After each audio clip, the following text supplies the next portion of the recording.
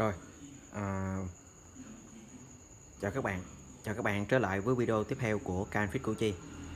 Hôm nay mình sẽ thay pin cho con iPad E2 nha các bạn, A1567.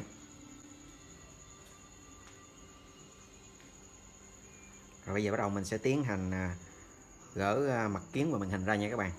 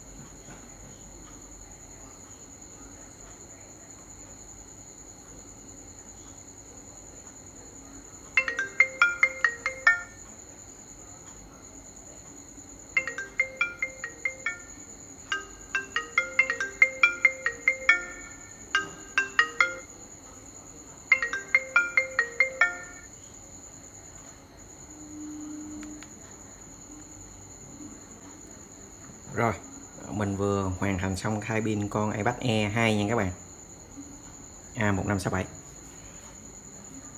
Rồi video mình xin kết thúc tại đây. Hẹn gặp lại các bạn vào video tiếp theo. Chào các bạn.